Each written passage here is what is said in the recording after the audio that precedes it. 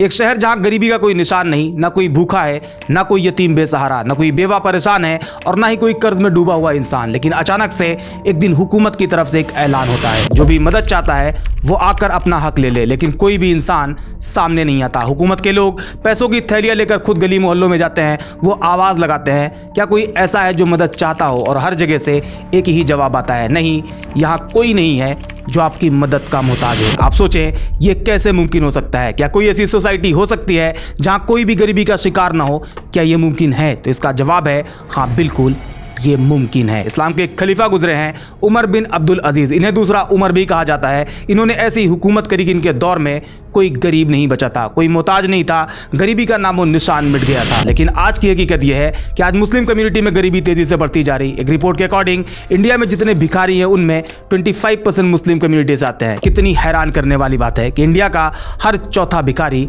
Muslim community से आता है। अब सवाल ये, उस टाइम ऐसा क्या था जब कोई गरीब नहीं बचा था, और आज ऐसा क्या है जो गरीबी इतनी तेजी से बढ़ती जा रही? तो इसका एक जवाब है ज़कात, ज़कात का सही इस्तेमाल। अब ये क्या है, आइए जानते हैं आज की इस वीडियो में।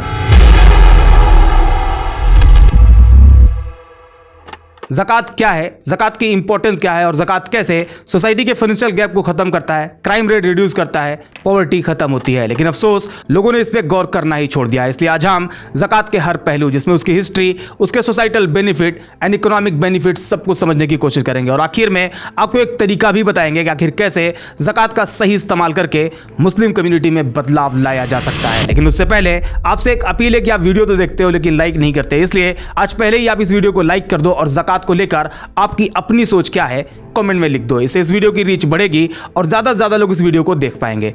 अब आते हैं टॉपिक पर। ज़कात, जो कि अरबिक वर्ड ज़का से बना हुआ है, जिसका मतलब होता है पाक करना, यानी प्यूरिफाई करना। और जिस तरह इस वीडियो में आपको बताया था कि रोजा इस्लाम के 5 पिलर्स में से एक पिलर है, उसी तरह ज़कात भी 5 पिलर्स का एक पार्ट है, यानी ज़कात इस्लाम के कंपलसरी प्रैक्टिस में आता है। और इंटरेस्टिंग बात यह है कि ज़कात का हुक्म रोजे से पहले आया है। कुरान चैप्टर 2 वर्स 43 में आता है, नमाज कायम करो और ज़कात दो। इस्लाम में गरीबों की मदद को बहुत इंपॉर्टेंस दी गई है। कई ऐसे कानून बनाए गए हैं जहां अमीर गरीबों की मदद करता है, जिसमें सदका, फितरा, फिदिया जैसे कई कानून है, और उसी में एक है ज़कात, जो कि नमाज और रोजे की तरह मुसलमानों पर फर्ज है। बस फर्क इतना है कि नमाज और रोजे के लिए 2 मेन कंडीशन है कि इंसान आकिल और बालिग हो, मतलब मेंटली फिट हो और अडल्ट हो। जबकि ज़कात के केस में एक और कंडीशन है, जहां आकिल और बालिग के साथ साथ मालिक निसाब भी हो, यानी फाइनेंशियली एलिजिबल भी हो। हम यहाँ पर बहुत डिटेल में नहीं जाएंगे, ये मसले मसाइल है, इसमें बहुत सारी कंडीशन है। बस आप इतना जान लें कि जो इंसान मालिक निसाब हो, यानी एक सर्टेन अमाउंट लिमिट से ज़्यादा की हैसियत रखता हो, तो उसे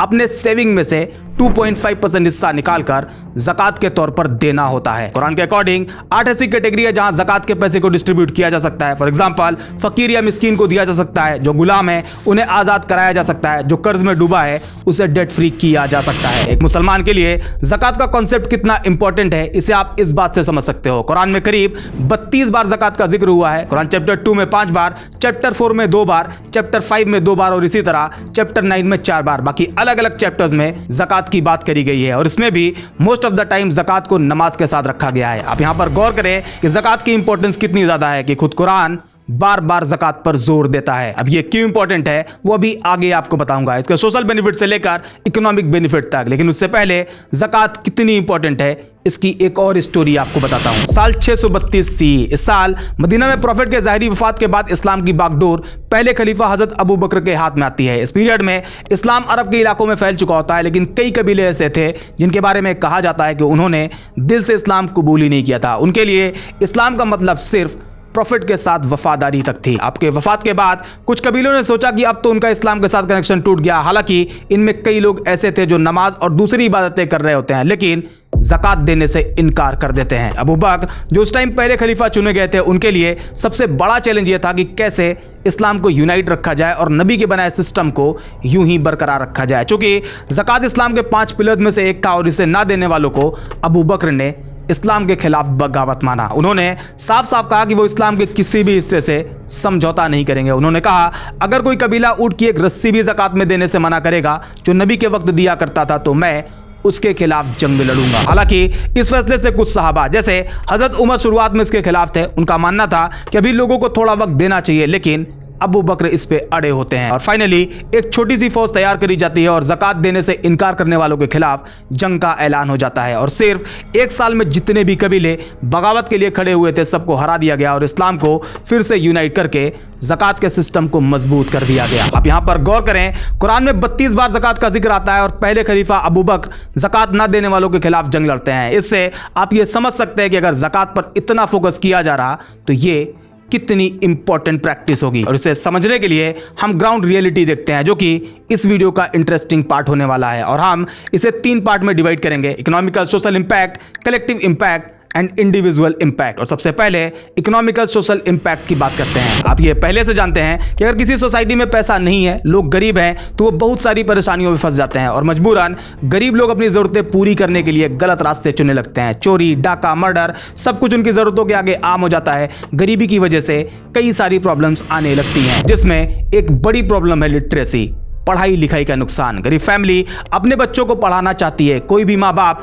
अपने बच्चों को चोर नहीं बनाना चाहता, लेकिन वो फाइनेंशियली प्रॉब्लम की वजह से उन्हें स्कूल नहीं भेज पाते। ऐसे में वो बच्चे या तो मजदूरी करने लगते हैं या फिर किसी गलत इंसान के साथ मिलकर गलत रास्ते पर चले जाते हैं। यूनिसेफ की state of the world children report 2016 के अकॉर्डिंग मुस्लिम फैमिलीज में 34% चिल्ड्रन स्कूल नहीं जा पाते और मजबूरन उन्हें मजदूरी करना पड़ता है। लिटरेसी ना होने की वजह से वो सही गलत की समझ डेवलप ही नहीं हो पाती और इससे आपसी भाईचारा कम हो जाता है। And most important, crime rate बहुत तेजी से बढ़ता है। जब लोगों के पास पैसे नहीं होते, उनकी बेसिक जरूरतें पूरी नहीं हो पाती, तो लोग भूख के लिए चोरी, डकैती जैसे गलत कामों में पड़ जाते हैं। कई बार तो ये लोगों की जान तक ले लेता है। मतलब अगर गरीबी बढ़ती है तो साथ साथ क्राइम रेट भी बढ़ता है। और इसे लेकर united nation development programme UNDP, world bank reports on poverty and crime, international labour organisation ILO and national crime record bureau NCRB India की कई रिपोर्ट्स अवेलेबल हैं। ओवरऑल गरीबी किसी भी सोसाइटी के बैलेंस को खराब कर सकती है और इस्लाम में इस प्रॉब्लम का परमानेंट सोल्यूशन मौजूद है और वो है ज़कात। ज़कात इस्लाम का ऐसा तरीका है जो पहले इंसान को अंदर से बेहतर बनाता है, फिर पूरी सोसाइटी को फायदा पहुंचाता है। ये बिल्कुल वैसा ही है जैसे एक बीज को पानी दो, फिर वो पेड़ बनकर सबको साया देने लगता है। कुरान चैप्टर 2 वर्स 177 में कहा गया है, नेकी ये नहीं कि तुमने अपने चेहरे ईस्ट की तरफ कर लिए या वेस्ट की तरफ। नेकी तो ये है कि जो ईमान लाए अल्लाह पर, आखिरी दिन पर, फरिश्तों पर, किताब और नबियों पर, और वो खर्च करे अपना माल रिश्तेदारों, यतीमों, मिस्कीनों और मुसाफिरों पर। इस्लाम ज़कात के नाम पर अमीरों से लेता है और गरीबों में बांट देता है और जब ज़कात का पैसा गरीबों तक जाता है, उनके पास कुछ पैसा आता है तो वो अपने बच्चों को पढ़ा सकते हैं, इलाज करवा सकते हैं और गलत रास्तों से उन्हें बचा सकते हैं। जब अमीर लोग गरीबों को ज़कात देते हैं तो समाज में अमीर गरीब का फर्क कम हो जाता है। इससे जलन और नफरत कम होती है, आपसी भाईचारा भी बढ़ता है। जब लोगों के पास बेसिक जरूरतें पूरी करने का जरिया हो तो चोरी डकैती की नौबत कम आती है, सोसाइटी में सुकून बढ़ जाता है। ज़कात से जो मदद मिलती है वो लोगों को सही रास्ते पर चलने की हिम्मत देती है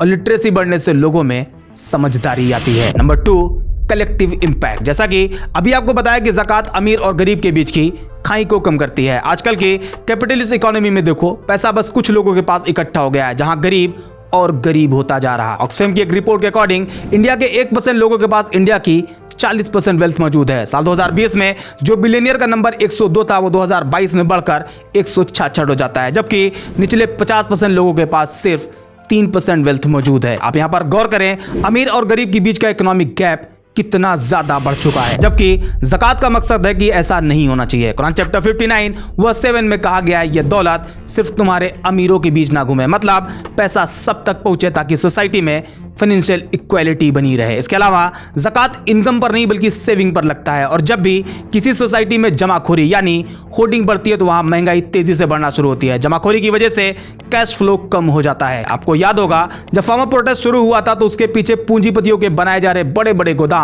खूब चर्चा में थे। लोगों में डर था कि ऐसे तो किसान से सस्ते चीजें लेकर उन्हें स्टॉक करके मार्केट को कंट्रोल करके महंगे दामों में बेचा जाएगा। कहने का मतलब होर्डिंग यानी जमाखोरी सोसाइटी के बैलेंस को बिगाड़ सकती है। ऐसे में जो हर साल ज़कात देता है वो अपने पैसे को जमा करने के बजाय इन्वेस्ट करना पसंद करेगा, क्योंकि अगर जमा रखेगा तो हर साल 2.5% कम ही होता जाएगा। और जब वो इन्वेस्ट करेगा तो पैसा एक जगह नहीं रुकेगा बल्कि वो सर्कुलेट करेगा। वो पैसा भी जो जमा करके रखा जा सकता है और वो पैसा भी जो ज़कात के तौर पर गरीबों में बांटा गया है। और इस तरह ज़कात की वजह से वेल्थ सर्कुलेशन बढ़ेगा और इसके बढ़ने से इकोनॉमी बढ़ेगी और इकोनॉमी बढ़ने से महंगाई, गरीबी, बेरोजगारी सब कुछ रिड्यूस होगी। इसके अलावा जब कोई अमीर अपने आसपास के गरीब लोगों की मदद करता है यानी उन्हें ज़कात देता है तो वहां के लोगों में आपसी मोहब्बत बढ़ती है। कुरान चैप्टर 9 वर्स 11 जहां सुलह हुदैबिया के कॉन्टेक्स्ट में बात करी गई है जिसमें मुसलमान और कुरैश के बीच एक टकराव की सिचुएशन बनी हुई थी, तब कुरान में आया था अगर ये तौबा कर ले, नमाज कायम करे और ज़कात दे तो ये यानी कुरैश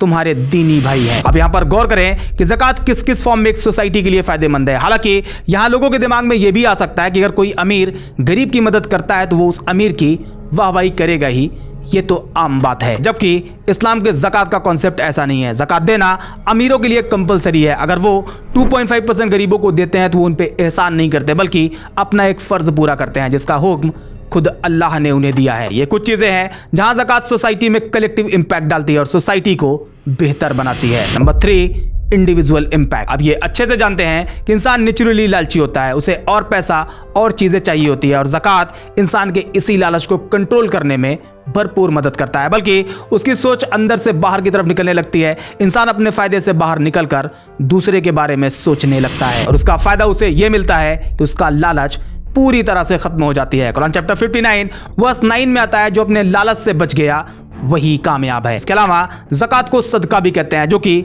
सिद्क यानी सच्चाई से आता है। जब कोई आदमी अपनी दौलत का हिसाब लगाकर गरीबों के लिए 2.5% हिस्सा निकालता है तो यह दिखाता है कि उसका ईमान सच्चा है, वो अल्लाह के हुक्म को पूरी तरह से मान रहा है। इसके अलावा ज़कात इंसान की सोच को दो तरह से साफ करती है। जो ज़कात देता है उसकी बेरुखी खत्म होती है और जो लेता है वो अमीरों से नफरत करना छोड़ देता है। इससे दोनों के दिल साफ होते हैं, देने वाले में दूसरे के लिए प्यार पैदा होता है और वो अपने घमंड से बच जाता है। ये सोसाइटी में मोहब्बत बढ़ाने का एक तरीका भी है। ये कुछ पॉइंट्स हैं जहां ज़कात की वजह से इंडिविजुअल फायदे देखने को मिलते हैं। अब तक आप ज़कात के 3 फायदे देख चुके हैं जहां economic social benefit, collective social benefit and individual benefit. अब एक सवाल जो कि तीखा है, जो आपको सोचने पर मजबूर कर सकता है। सवाल ये कि जब ज़कात में इतने फायदे हैं तो मुसलमान इतने परेशान क्यों हैं, मुसलमान इतने गरीब क्यों हैं, मुसलमान इतने अनपढ़ क्यों हैं? अगर ज़कात इतनी इफेक्टिव है तो मुसलमानों के हालात इतने बदतर कैसे हैं? जबकि रिपोर्ट्स बताती है कि हर साल सिर्फ इंडिया में 7,500 करोड़ से लेकर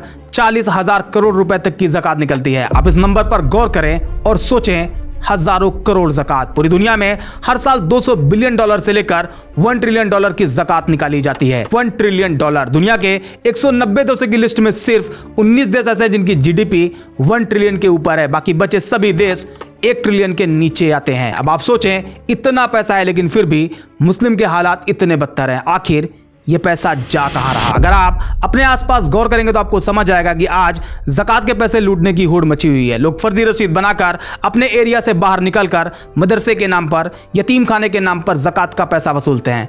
मैं सारे मदरसे को नहीं कह रहा, लेकिन ज़्यादातर ज़कात की लूट में लगे हुए हैं और जो मदरसे के नाम पर ज़कात भर भर कर लेते हैं वही मदरसे क्वालिटी एजुकेशन तक नहीं प्रोवाइड करते। आजकल छोटे छोटे मकतब जो सिर्फ मोहल्ले की मदद से चल सकता है, बावजूद इसके वो ज़कात के पैसे वसूलते हैं और जो ज़कात ज़रूरतमंद तक पहुंचनी चाहिए वो परसेंटेज और आपसी बंदरबाट में कहां गायब हो जाती है, किसी को समझ नहीं आता। ऐसे में आपके लिए भी जरूरी है कि अगर आप ज़कात देते हो तो इसका मतलब ये बिल्कुल नहीं कि बस आपने दे दिया, बल्कि आपको भी मॉनिटर करना चाहिए आपकी ज़कात वाकई ज़रूरतमंद तक पहुंच भी रही या फिर नहीं। आपको देखना होगा कि आपकी ज़कात का इस्तेमाल उस 8 कैटेगरी जो कुरान ने बताया हुआ है उसमें इस्तेमाल हो भी रही या फिर नहीं। उमर बिन अब्दुल अजीज के टाइम पर जब सोसाइटी से गरीबी खत्म हो गई थी, अगर आप उस पर गौर करेंगे तो वहां पर ज़कात को कैसे यूटिलाइज किया जा रहा था, तो इससे बहुत कुछ सीखने को मिल सकता है। फिलहाल अगर आज के दौर का एग्जांपल देख लें तो इंडोनेशिया, जहां ज़कात का इस्तेमाल छोटे छोटे स्टार्टअप को फाइनेंस करने में किया जाता है और लोगों को गरीबी से निकालकर सेल्फ डिपेंडेंट बना दिया जाता है और इस पूरे काम में